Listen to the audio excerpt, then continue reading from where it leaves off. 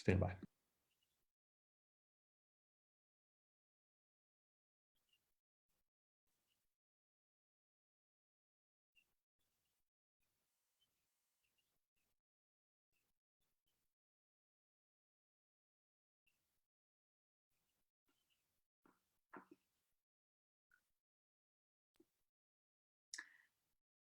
Good afternoon, everyone. Our guest today on Decibel is Austin City Council Member District 4, Greg Casar. Thank you so much for being with us. Thank you so much for having me. Before we talk about the pandemic and the city's response, I want to talk politics for just a moment because you recently decided not to run for the seat in the state Senate, District 14, that Kirk Watson has vacated. What led to that decision? It was a decision I have no regrets about, and I feel really good about. I am so frustrated, and especially during this pandemic with our leadership at the state level. They've failed us in so many ways that have set us up for a way harsher and way harder pandemic. And they continue to fail us right now in this time. I see that every single day working at the city level. But I was elected for this seat, and I feel like I was elected for this city council seat for this very moment, where we see so many working class people just having trouble putting food on the table and staying in their homes, where we see so many small businesses having to close, where you have people being put in this impossible position of choosing between their health and their economic survival. And there's so much that we can do at the city level. And so, to run for the SD14 seat, I was going to have to resign. And Judy, honestly, the idea of signing a resignation letter in this time just felt wrong. And so I knew that I could be most effective right where I am, where I could do the most good, most effectively. And so I think that there does need to be a change in state leadership. I think that, I trust we'll have a great senator from representing the Austin and Bastrop areas, but I've announced that I'm running for re-election for this seat because we've been able to do a lot together well before this pandemic. And I think we've seen how in the midst of the pandemic, we've come together in really powerful ways and shown a lot of great solidarity. And we need to come out on the other side of this, one, having protected and saved as many lives and families as we can. And then two, we have to create a more just city on the other side of this. And I think we've proven what we can do together during this. And we just have to keep on building off of this when we get to the other side. So I want to build on what you said because the city of Austin and the state of Texas often don't see eye to eye. The governor has started this gradual reopening process on Monday. It will get a little bit more accelerated. Meanwhile, the Austin City Council and the mayor have put the stay-at-home orders in place to continue through the end of the month. Explain the difference, though, because it's a little confusing for folks because state law does supersede local law. So what do you really want people to know who are Austin residents about the importance of staying home right now? Yeah. Basically on the city level, for months during this, we have been trying to catch up in light of federal failures to prepare for COVID-19 and trying to deal with the state leadership, sort of in spite of failures at the state level. How do we take care of people? We supported and worked with the mayor on the cancellation of South by Southwest, the first stay-at-home order, the initial disaster declaration and re-declaration of disaster by the city council, even when the governor didn't want to act on any of those things himself. And so really we've been trying to sort of, in spite of those higher levels of government, trying to take care of people. And we're in a similar position right now. And I know it's really confusing to hear different things coming from different leaders, but I've really tried, and I think we've really tried to stay focused on public health and not just public perception. And to do that, it means you have to tell people the truth. And the truth is that the virus is just as dangerous and contagious today as it was a few weeks ago. And while we are somewhat better prepared now than we were a few weeks ago, we have not hit the benchmarks and don't have the protections in place to take care of everyone, especially our most vulnerable residents right now. And so I'm trying to both tell people what we should have done different and let people know that we do live in this reality, though. I mean, we do live in Texas and our governor has made certain decisions. And so we try to give people practical advice about what to do now. And the most important thing we can tell folks is that the virus is still very contagious, that we still don't have sufficient testing, that while we do have room in our hospitals, that we are getting advice that those may start to fill if people start interacting too much. And so we're really asking folks to still stay at a social distance, to telework if you can, and to stay at home as much as you can. And then we'll be alerting people if we start seeing those hospital beds fill. We'll start alerting people that they really need to hunker down. And if those hospital beds continue to fill to some rate where it looks like we could wind up in a New York situation, then what I and the mayor and others have said is that we're going to just have to shut the city back down again. And we'll have to do that. And I hope we do that with the governor's support. But when it looks like that's the direction we're headed in, then we just have to do it one way or the other. And so that's kind of what we're trying to let folks know. The other really important piece of information we're letting people know is that, the mayor's orders really emphasize that those folks that are over 65, immunocompromised, who are at high risk if they catch the virus, that we need those folks to absolutely stay home, because we know that the people that are getting the virus are by and large people who are out working right now. And so for those folks that are over 65 or who have an underlying health condition, we need you to stay home. There is expanded unemployment insurance that's been mandated by the federal government that people can apply to. And there's city programs that we can talk about here that we're using to help people put food on the table, because those folks who are over 65 and immunocompromised, it is really high risk for those folks. So let's talk about the people in your district briefly. I know that you have a lot more renters in your district. There are probably a lot more people who are essential workers who can't stay home because in some ways it's a privilege to be able to work from your home. What are you hearing in your district, and what help are you offering to people that reach out and say, I'm at my wit's end.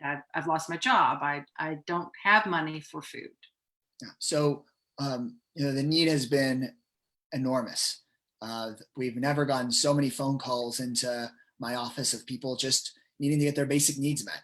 And my district is reflective of lots of parts of the city. It's overwhelmingly working class, and it's majority people of color, but we have working class folks of all backgrounds, and primarily renters, and then just everyday homeowners. And so, some of the emergency actions we took up front were to make sure that nobody would just lose their home in the pandemic.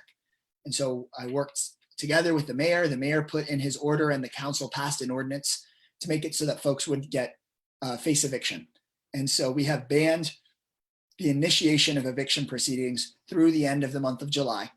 And we've given people an extra 60 days to pay their rent if they're unable to pay their rent because of the pandemic. So we tried to secure people's basic ability to not lose their homes.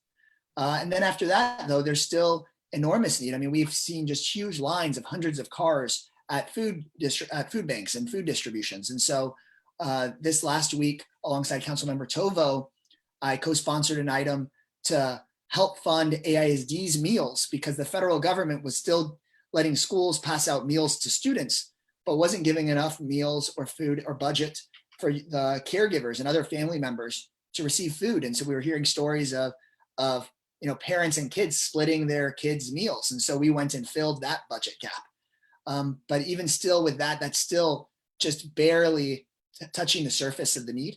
And so we created something called the RISE Fund, which is a $15 million fund to help people all over the city. And we're helping thousands of people through that fund. We're helping them pay the mortgage. We're helping them not lose their car. We're helping them pay the rent, helping people pay for their groceries. And that has helped a lot of folks as a bridge while they get on unemployment, because we know the unemployment phone lines have been so jammed. It's helping those folks who don't qualify for unemployment for a variety of reasons. A lot of our unemployment laws discriminate against groups of people, be you a person who's a recent immigrant or for some other reason can't get on unemployment insurance. And so we're just trying to make sure that everybody's basic needs are met, but we know the needs are huge.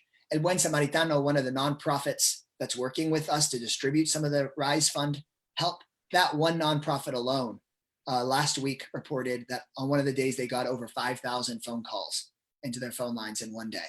And so if you think about that, that means you're getting several calls every single minute that they could never respond to. So the need is enormous, but we're doing what we can on the city level to fill the gaps, again, left by the federal and state government. And to your question about my district, with so many people, especially who are immigrants, who've been left out of those benefits, a lot of people are having to go to work, even if they would prefer to stay at home or wouldn't have some need to stay at home. So we're working on additional programs to help those high-risk people not go and put their lives on the line if they really are somebody who could die if they go to work, and try to create additional programs to keep them at home.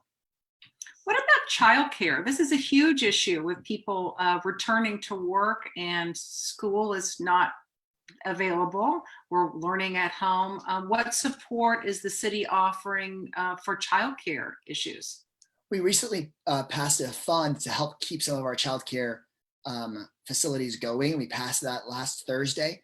We also recognize that under a new federal law, the Families First Coronavirus Relief Act, the Families First law, that actually people do have a right to get paid for some chunk of time. If they work for a smaller business under 500 employees, they have a right to get paid for a chunk of time if they don't have childcare.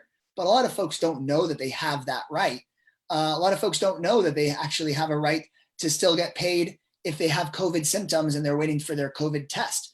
And so something we are moving forward at the council meeting next week is for the city to start helping inform people of their rights and filing the paperwork so that if they don't have childcare, they have an opportunity to stay home but don't miss a paycheck. If people have a cough and a respiratory issue and they might need a COVID test, that they don't feel forced to go to work, that they should get that paid sick time. Right now, we actually should have this law going locally that guarantees everyone 8 paid sick days.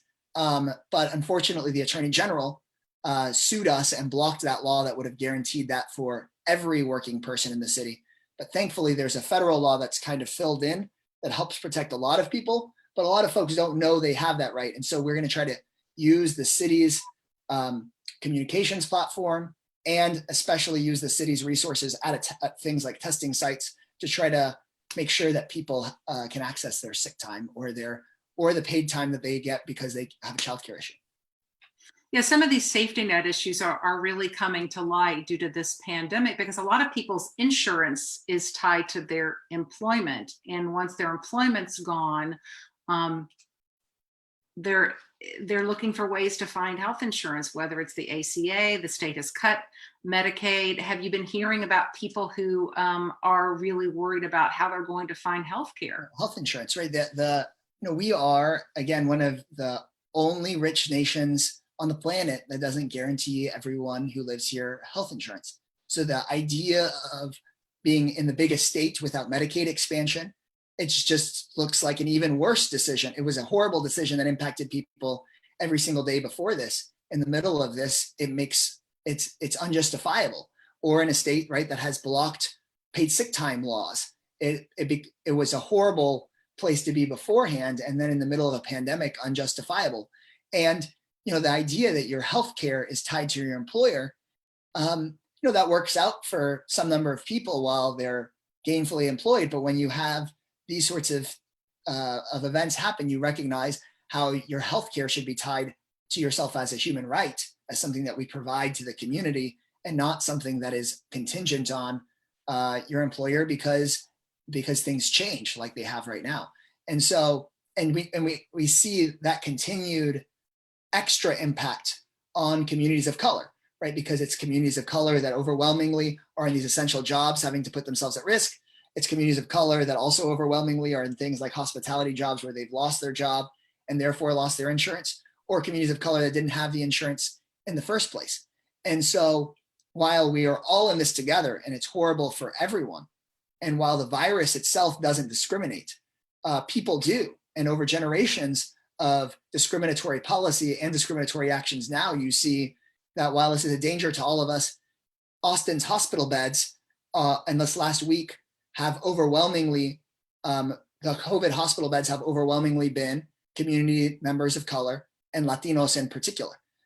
So just like you can see racism in our criminal justice policy just by going to the jail and looking around at who winds up in jail, you can see the racist aspects of a lot of our own public health policy and public health response by looking at the hospital beds, the COVID hospital beds. So in the last week, about 64% of people hospitalized with COVID-19 in Austin are Latinos, even though we're only 35% of the population in the city.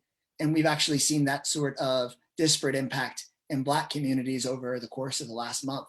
And so again, it's already terrible for everyone, but on top of that, there's this layer of racial injustice and economic injustice associated with this.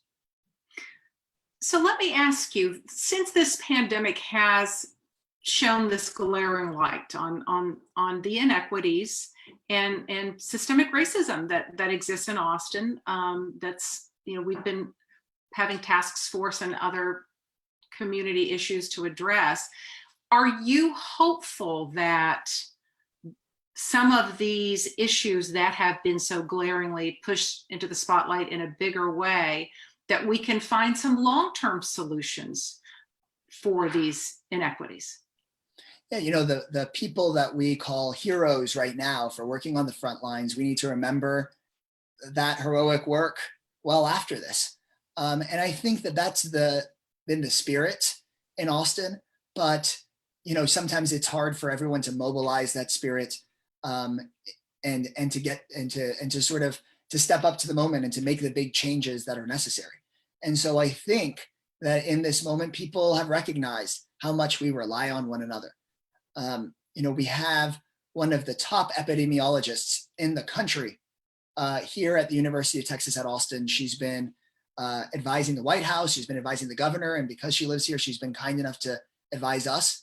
And she has pointed out that our entire community's health, our entire public health response relies on, of course, all of us acting together to stay home when we can and wear face coverings, but that whole strategy could fall apart if we don't take care of our seniors, especially those in nursing homes, those people experiencing homelessness who live on the street and have very little choice about social distancing, and our vulnerable workers, people with pre-existing conditions, undocumented folks working on construction sites, the people that don't have sick time. So she's really, if we don't take care of those groups of people, then our hospital beds fill and none of us are safe, right? Somebody could be in a car accident and there wouldn't be a hospital bed for you.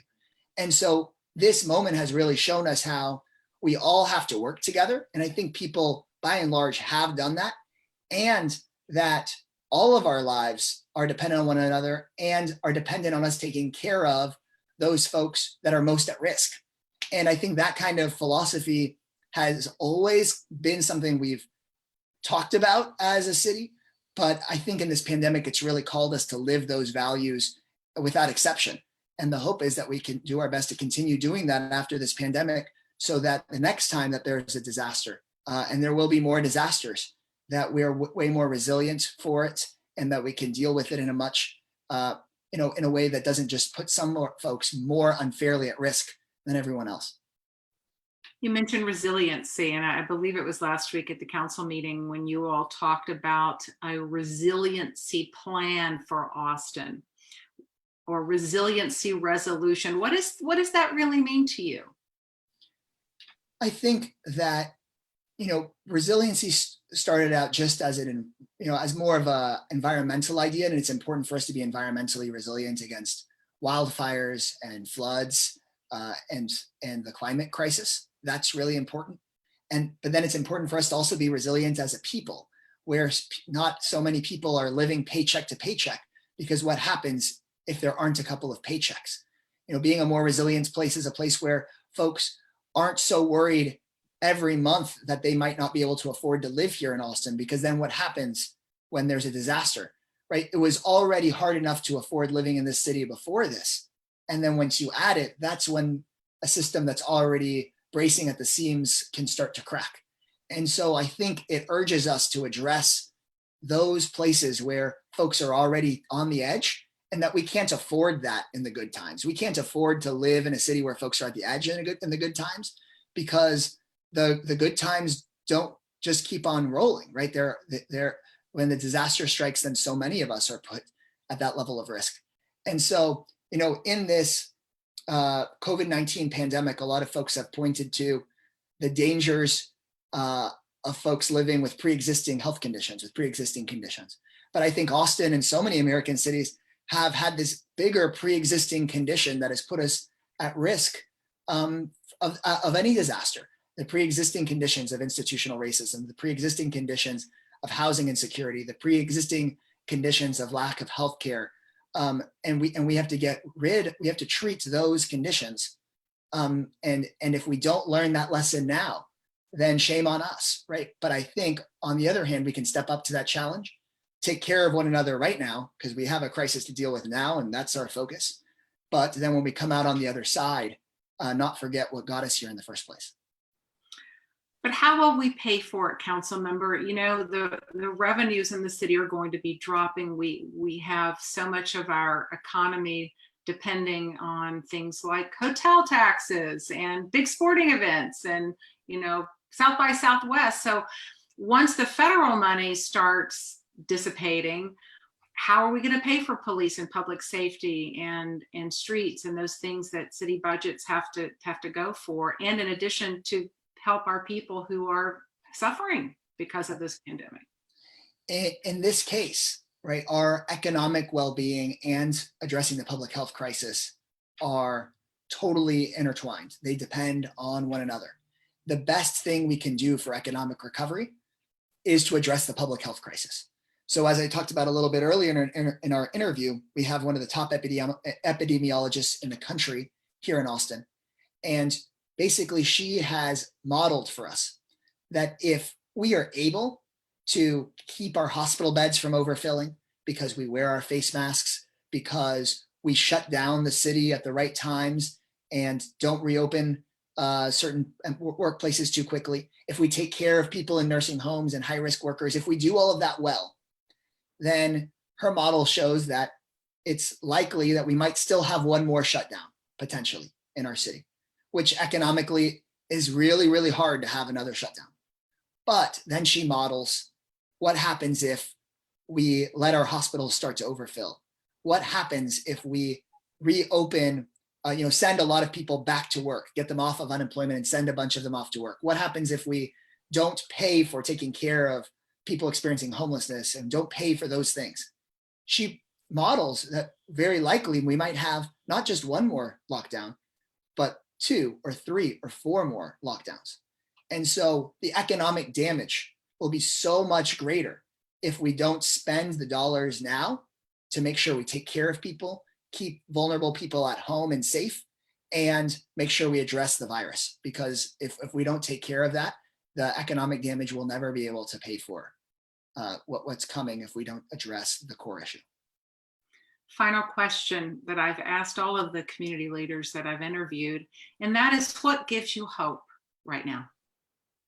Oh, I feel so inspired in this work right now. It's really horrifying to see the reality around us, but I get emails and calls every day from people asking, how can I help? I get emails and calls every day from people with new ideas about how it is they're going to step up. The people on the front lines of this, our first responders, especially those workers in EMS and in public health, are doing amazing things, talking to people, getting folks to trust them, people going and taking tests, people choosing to not get together and not to have a graduation party, which, that's a sacrifice that families are making right now. Even if they themselves are healthy and young, they're making that sacrifice because they know that they're taking care of the public health of everyone else. I mean, on the whole, we've had, some tragic deaths. Every death to COVID-19 is a tragedy, but also on the whole, we've managed to avert so much death that we've seen in other parts of our country and in other parts of the world. And that's entirely based on the conscience and actions of everyday people. We as the city government can show leadership and try to pass good rules and put good support in, But the only way that that works is because of the hearts and minds of people in our city, and people who are on the front lines doing this work. So I'm inspired to be a part of a community that's trying to take care of one another right now. Council Member District 4, Greg Casar, thank you so much for sharing your perspective on how the city is enduring this pandemic. We appreciate it. Thank you so much, Judy. Y'all take care. Stay safe.